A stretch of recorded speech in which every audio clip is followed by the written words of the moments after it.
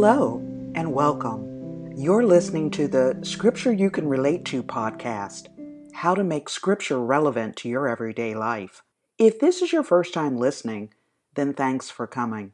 The Scripture You Can Relate To podcast is produced every Friday by Pastor Ricky Shear.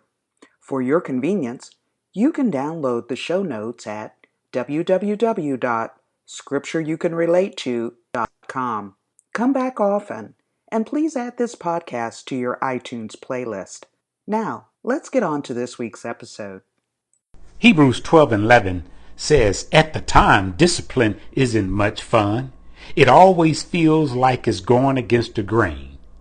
Later, of course, it pays off, for it is the well-trained who find themselves mature in their relationship with God. And Romans chapter 8 verse 28 says, and we know that all things work together for good to those who love God. Well, at the beginning of the year, many folks look back over the previous year and make a determination if it was a good year or not. In sports, we determine if we had more wins than losses. In businesses, we compare profit and losses. In careers and homes, we look at job titles and compare our income and debt to the previous year. And I thought about completing income taxes, where you must declare things that occurred in the previous year. I realize most of you have others do your taxes for you, but even with the small business, I still do my own taxes. Not because I'm cheap, but because I know how to do them very well, and I have the patience to do them. However, one year I did make a mistake. And needless to say, the IRS caught it the second year and sent me a letter. I had to amend my taxes. I had to go back and make corrections. They said that I would be allowed to carry over some things into the next year to soften the blow, since I had to do it for 2 returns. This was going to be hard work now, and looks like it was going to be very costly. But after a careful review, it turned out that I only had 2 figures entered in reverse order. You know how it is. The IRS says, if you had this kind of activity, you must declare it on this form. If you had a gain, declare it on this line. If you had a loss, you can declare it on this line. I had my gains and losses in the wrong place. What I thought was a loss was actually a gain.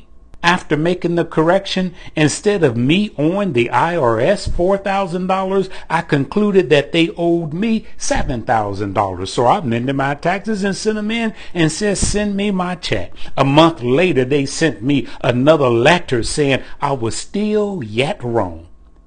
However, according to their new calculations, they says we do not owe you $7,000, but we owe you $8,000 because the company had actually withheld and prepaid the taxes on the gains. I feel like shouting all over again. And I thought about life itself.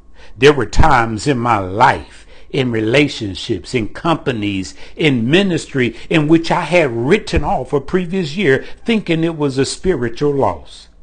I had considered some things a failure in life and had them listed as a loss. But later, sometimes months and sometimes years later, I saw that the hand of God had been working all along and realized that what I thought was a loss was really a gain. Just as with taxes, when I realized my error, I had to mentally go back to that event and amend my praise report and my testimony. Oh, yes. I had to go back and revise my shout. I said, Lord, maybe I didn't shout loud enough back then. I had to go back and do my holy dance all over again when I realized that God had been working all along for my good. But unlike amending the tax forms, it was no trouble at all. I even thought about prepaid taxes and the scripture about prepaid debt that says Jesus paid it all. Well, I hope and pray that As you do your secular taxes, you also consider your spiritual report and compare it to the previous year. Let each line or block represent the fruit of the Spirit. Declare your gains, confess your losses, and I just believe that the gains will outweigh the losses. Recognize that what first might look like a loss may later prove to be a gain. What looks like a setback in life just might be God orchestrating a setup for your life. David said, declare his glory and his marvelous works among the people. And the songwriter Clay Evans says, as I look back over my life and I think things over, I could truly say that I've been blessed. I've got a testimony. I've had some good days. I've had some hills to climb.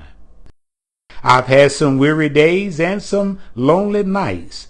But when I look around and think things over, all of my good days, my gains, they outweighed my bad days, my losses. Therefore, I won't complain. Well, that concludes this podcast. Our hope and prayer is that this podcast has been helpful to you and you will continue to reflect on it and begin to apply it to your life. For a transcript of this podcast and notes for a journal, visit www.scriptureyoucanrelateto.com. Thank you.